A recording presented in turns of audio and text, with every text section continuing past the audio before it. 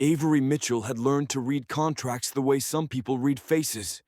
Not because she liked paperwork, she didn't, but because paperwork was where people hid their real intentions. A smile could be warm, while a clause quietly took your money. A no worries could turn into per policy the moment you tried to hold someone to what they promised. So when Avery and her fiancé, Marcus, booked the Hawthorne house, she did it the careful way. She asked questions. She requested everything in writing. She saved screenshots. She forwarded emails to herself and to Marcus. She built a folder called Wedding, Venue, and put every document in it like it was evidence for a case she hoped she'd never have to argue. Avery was black, 29, a project manager who could smell a moving target before it moved. Marcus was easygoing in the way she envied. Steady smile, calm hands, a voice that made people relax. Together, they felt like balance. Like the life they were building would be soft at the edges. The wedding was supposed to be the soft part. That was what Avery kept telling herself as she sat at their dining table on a Tuesday evening, laptop open, candles unlit, a cup of tea gone cold beside her. The apartment smelled like laundry detergent and the lemon cleaner Marcus used on the counters. Her email dinged. From Hawthorne House Events. Subject, Final Invoice, Avery and Marcus Wedding. Avery's shoulders tensed slightly. Final invoice meant final numbers. Final numbers meant either relief or panic. There was no in-between with weddings. She clicked. A PDF opened, crisp and official looking. The Hawthorne House logo at the top, elegant cursive font, a subtle drawing of the estate's white columns. Her eyes went straight to the total, and for a second, her brain refused to process it. Total. Due. $18,940. Avery's mouth went dry. That number was not the number she knew. Their signed quote was $14,500, plus a predictable list of add-ons they had already approved. Extra chairs for the ceremony, upgraded linens, a small overtime buffer. Nothing close to this jump. Avery scrolled down with a slow, almost disbelieving hand. Line items marched down the page like an army. Venue rental, $9,800 catering package, $4,200. Staffing, $1,100. Bar service, $1,450. Mandatory security, $650. Facility preservation fee, $900. Premium event coordination, $790. Sound compliance surcharge, $450. Holiday/peak weekend adjustment, $600. Avery stared. Mandatory security, preservation fee, premium coordination. Her pulse ticked up. She kept scrolling, hoping there'd be a note saying optional or mistake. Instead, there it was at the bottom, in neat bold text. Payment due within 72 hours to maintain reservation. Avery's hands were very still on the laptop. Her fingers hovered over the trackpad like they were afraid to touch anything else. Marcus walked in from the kitchen with 2 glasses of water. He took one look at Avery's face and stopped. "What happened?" he asked. Avery didn't answer right away. She turned the laptop toward him. Marcus leaned in, eyes scanning, his brows lifted. "That's not what we agreed to." Avery's voice came out controlled, but tight at the edges. "No, it's not." Marcus sat down slowly. "Could it be for something we added?" Avery shook her head, already opening the folder on her desktop. "We didn't add $900 of anything." She clicked into the wedding, venue folder and pulled up the signed quote, the one they'd been so proud of when they booked, the one that made them feel like they'd gotten a fair deal for a beautiful place. The quote had been emailed by their venue coordinator, Brooke, a white woman in her 30s with perfectly waved hair and a bright smile that always seemed to stop just short of her eyes. Brooke had been polite at the tour, But Avery had noticed something then too. How Brooke's friendliness sharpened when Avery asked detailed questions. Like thoroughness was rude. Avery opened the PDF Hawthorne House event quote. Total, $14,500. Includes venue rental, standard staffing, day of coordination, standard sound system access. Notes: no additional venue fees beyond listed line items unless requested in writing. Avery's throat tightened. She scrolled to the bottom. There it was, a signature block. Avery's signature, Marcus's signature, Brooke's signature. Dated, stamped, done. Avery looked up at Marcus. We have it. Marcus nodded slowly. So, they can't do that. Avery's laugh was short and humorless. They can try. She clicked back to the invoice and stared at the new fees again. Facility preservation fee, she said softly, tasting the words. What is that even? Marcus shook his head. Sounds like, because we can. Avery exhaled slowly, then opened her email thread with Brooke. The last message from Brooke, 3 weeks ago, had been cheerful. So excited for your big day. Final invoice will be sent soon. Let me know if you have any questions. Avery's fingers moved calmly over the keyboard. She wrote, Hi, Brooke. We received the final invoice, and it includes several fees that were not part of our signed quote. Mandatory security, facility preservation fee, premium event coordination, sound compliance surcharge, peak weekend adjustment. Please correct the invoice to match the signed quote and previously approved add-ons. Attached is the signed quote for reference. Thanks, Avery Mitchell. She attached the signed quote, PDF.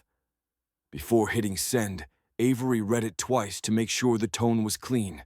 Not angry, not pleading, just facts. Then she sent it. Marcus watched her. You think they'll fix it? Avery's jaw tightened. Depends on what they think they can get away with. Marcus reached across the table and squeezed her hand. We'll handle it. Avery nodded, but her mind was already running. She thought about the venue tour 3 months ago, how Brooke had greeted the white couple before them like they were old friends, how she'd laughed easily with them, how she'd said, of course, when the bride asked for a detailed cost breakdown. Then, when Avery asked the same thing, Brooke had smiled and said, We try not to get lost in the details. Weddings are about love. Avery had smiled back then too, because she knew how people reacted when a black woman didn't smile. Now she wished she'd pushed harder right then. An hour later, Avery's phone buzzed. A reply from Brooke. Avery opened it immediately. Hi, Avery. The final invoice reflects standard fees that apply to all events. The quote you signed was an estimate and does not include additional required charges, such as security and preservation. These are non-negotiable and outlined in our policy handbook. Let me know if you'd like to proceed. Best, Brooke. Avery stared at the screen. Estimate. Non-negotiable. Policy handbook. Avery's lips parted slightly, a quiet inhale. The audacity of it wasn't even the worst part. The worst part was how smoothly Brooke wrote it, like Avery was supposed to accept being rewritten. Marcus leaned in. She said the signed quote is an estimate. Avery's voice went very calm. She did. Marcus shook his head. That's not how signed quotes work. Avery didn't answer. She scrolled back up and reread Brooke's message, looking for the subtle move underneath it. Applies to all events. Avery's eyes narrowed. She didn't believe that. Not fully. Because she'd watched how this place worked. She'd watched who got flexibility and who got policy. Avery typed back. Hi, Brooke.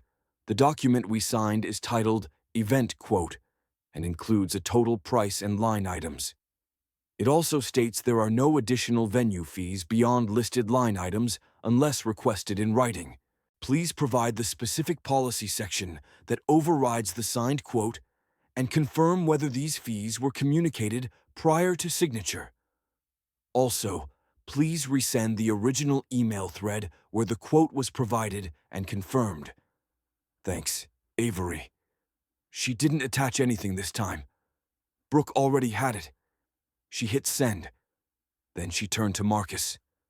They're trying to make me doubt what I already have in writing. Marcus's jaw tightened. So what's next?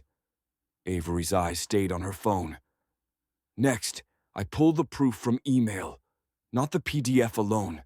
The email where she sent it. The email where she confirmed it. The one that says exactly what we agreed to. Marcus nodded. You have it? Avery's mouth tightened. I have everything. She opened her email search and typed. Hawthorne quote. Brooke, total 14,500. A thread popped up instantly.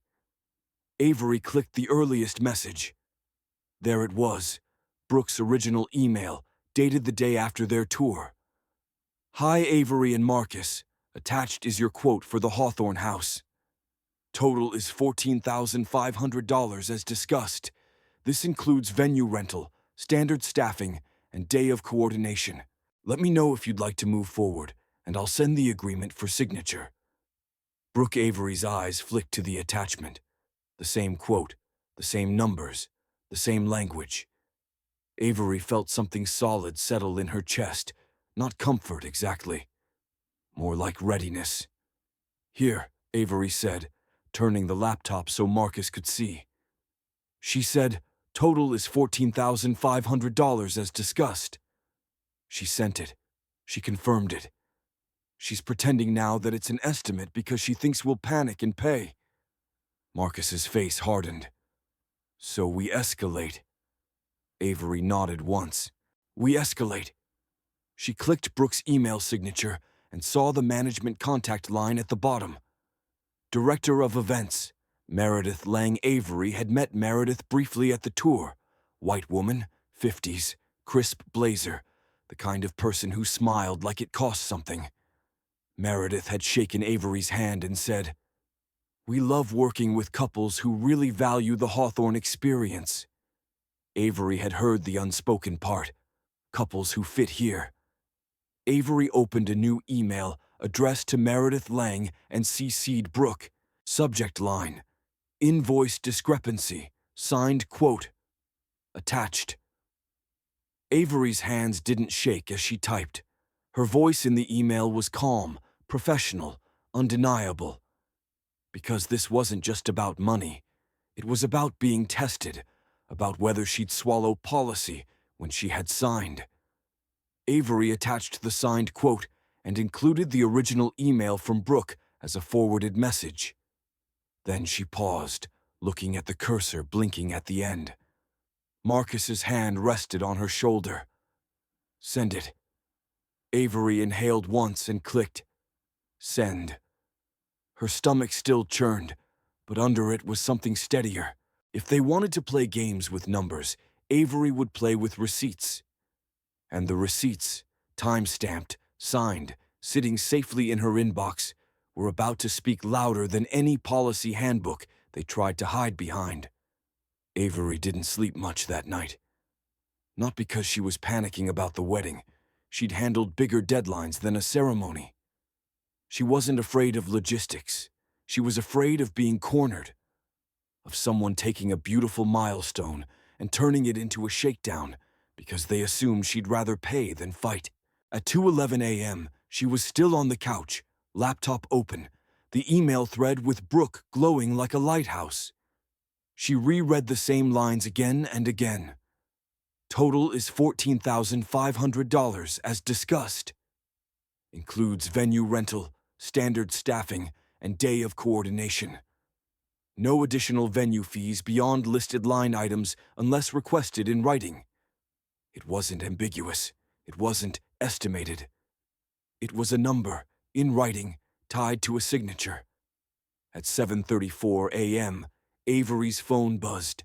From Meredith Lang, Director of Events. Subject, Invoice discrepancy. Signed. Quote. Attached. Avery sat up immediately, heart kicking once hard. Marcus, still half asleep, rolled toward her. That them? Avery nodded and opened the email. Meredith's message was short, polite in that corporate way that often meant, "We're annoyed you made this official." Good morning, Avery. Thank you for bringing this to my attention. I've asked our team to review your file and the quote. We will follow up shortly. Best, Meredith Lang Avery stared at it. No apology, no acknowledgement, just review. Marcus rubbed his face. At least she didn't say, policy handbook. Avery exhaled slowly. Not yet. She stood, made coffee, and tried to work from home like she could pretend her wedding wasn't being held hostage by a PDF. But her mind kept returning to the same thing. Brooke's confidence. The way Brooke had called it non-negotiable, like she'd done this before, like she knew people usually folded. At 10:16 a.m., another email arrived, this one from Brooke. Subject, invoice discrepancy, fees. Avery opened it, jaw already tight. Hi, Avery. As mentioned, these fees are standard. We cannot waive mandatory charges. If payment is not received within 72 hours, your date may be released. Best, Brooke Avery's stomach dropped. Not because she believed Brooke could release the date that easily, but because of the threat. Your date may be released. Brooke was trying to scare her into paying. Marcus read over her shoulder and muttered, That's disgusting. Avery's hands were steady on the keyboard. She's doing it on purpose, Avery said quietly. She's creating urgency, so I'll stop thinking and start paying. Marcus nodded. So we slow it down. Avery didn't answer right away. She opened the Hawthorne House contract, the full agreement they'd signed after the quote. She searched for release and cancellation and payment terms. There it was. Payment deadlines. Yes. Late penalties. Yes. But release date language was specific. There were steps, written notices, a cure period. Brooke was bluffing. Avery felt a cold calm slide into place. She forwarded Brooke's latest email to Meredith with one sentence at the top. Meredith, Brooke is threatening to release our date within 72 hours, despite our signed quote and contract terms. Please advise. Then she attached again the original quote email, Brooke's own words, and the signed quote PDF. She didn't want Meredith to pretend she couldn't find it. 5 minutes later, her phone rang. Unknown number, but the caller ID read Hawthorne House. Avery looked at Marcus. Speaker? Marcus nodded, fully awake now. Avery answered. This is Avery. A crisp voice came through. Meredith. Avery, hi. It's Meredith Lang from Hawthorne. Avery's voice was polite, professional. Hi, Meredith. Meredith didn't waste time. I see there's some confusion about the invoice. Avery's eyes narrowed slightly at confusion, but she stayed calm. There's no confusion on my end. The invoice includes fees that weren't in the signed quote. Meredith paused. Our quotes are generally starting points. Final invoices reflect required operational charges. Avery felt Marcus shift beside her, angry. She held up a hand to keep him quiet. Avery spoke slowly, clearly. Meredith, the document is not labeled estimate or starting point. It's a quote with line items and a total. It's signed by both parties. It states no additional venue fees beyond listed items unless requested in writing. Meredith's tone tightened, still polite but less warm. Our policy handbook, Avery cut in, calm but firm. Policies don't override signed agreements unless the agreement says they do. If you believe they do, please point me to the clause in our signed contract that allows additional mandatory fees after signature. Silence. A longer silence than Avery expected. Meredith was used to couples who didn't speak contract. Meredith cleared her throat. The handbook is incorporated. Avery didn't raise her voice. Please show me where the contract incorporates it. I have the contract open. Meredith's breath was audible now, controlled, but tight. Avery, Meredith said, and her tone shifted subtly toward authority. We've been hosting weddings here for 15 years. These charges are standard. Avery's reply was immediate, steady. Then they should have been standard in the quote. Meredith said, sometimes couples don't want to see every operational line item at the quoting stage. Avery almost laughed, but she kept it inside. I asked for a detailed breakdown at the tour. Meredith paused again. Brooke mentioned you had many questions. Avery's eyes narrowed. Yes, because I wanted clarity. Meredith's voice softened in that familiar way, like she was trying to move Avery into the emotional bride category. I understand you're feeling stressed, Avery cut in gently. I'm not stressed. I'm documenting. Another silence. Then Meredith said, Okay, let's talk specifics. The facility preservation fee is non-negotiable because of wear and tear. Avery's tone stayed flat. It's not in the quote. The security fee is required. It's not in the quote. The premium coordination, Avery's voice sharpened slightly. Day of coordination is already listed as included in the quote. Premium coordination is an upcharge you added after the fact. Meredith's politeness thinned.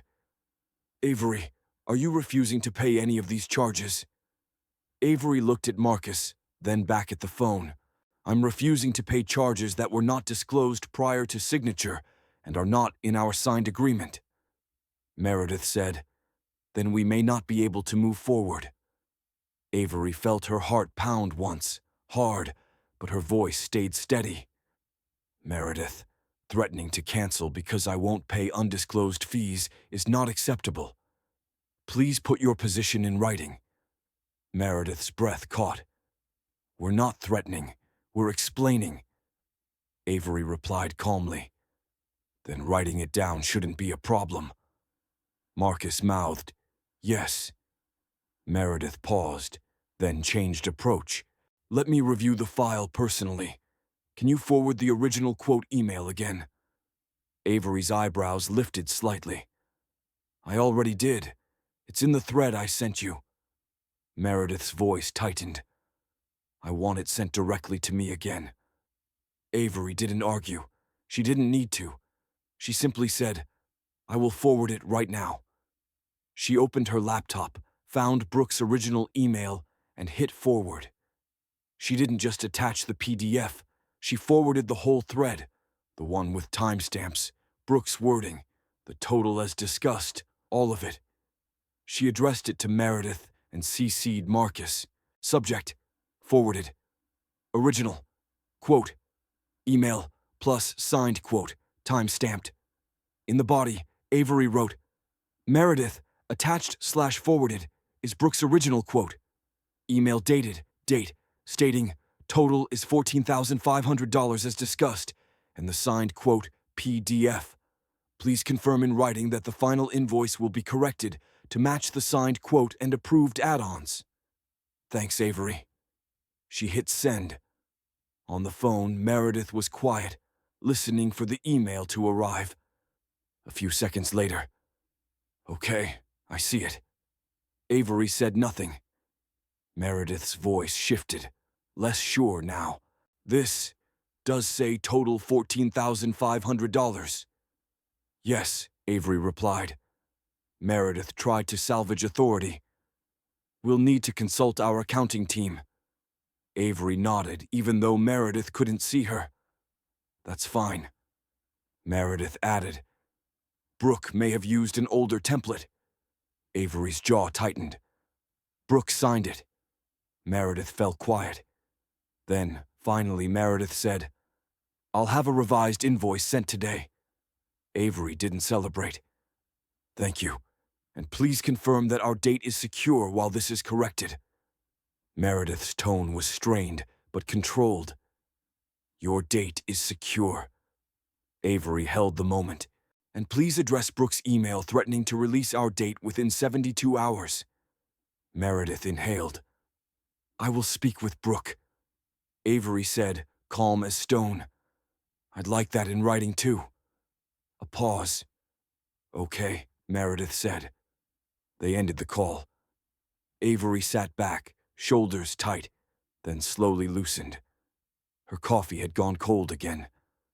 Marcus exhaled like he'd been holding his breath for an hour. You just cornered her with her own email. Avery's mouth twitched, not quite a smile. I didn't corner her. I showed her the agreement. Marcus shook his head. Same thing. Avery looked down at her laptop, at the forwarded email thread sitting in her sent folder like a receipt. She felt angry. But under the anger was something else. Sadness, maybe. Because weddings were supposed to be about joy, and here she was having to act like an attorney just to keep a promise someone else made. At 1:02 p.m., a new email arrived. From Hawthorne House Events, billing subject, revised invoice, Avery and Marcus wedding. Avery opened it, heart steady now. New total, $15,020. The extra chair rental and linens were there. A small overtime buffer they had previously approved was there. The hidden fees were gone. She scrolled to the bottom. A new note read, Per signed. Quote, venue fees limited to listed line items. Thank you. Avery stared at that sentence for a long moment. Then another email arrived from Meredith. Hi, Avery. You were correct. The signed quote governs your pricing, and the invoice has been revised accordingly. Your date remains confirmed. I apologize for any frustration this caused. I will also address internal communication to ensure this does not happen again. Best, Meredith Avery read it twice, then let out a long breath she didn't realize she'd been holding. Marcus leaned over and kissed her forehead. We won. Avery shook her head, tired. We got what we were promised.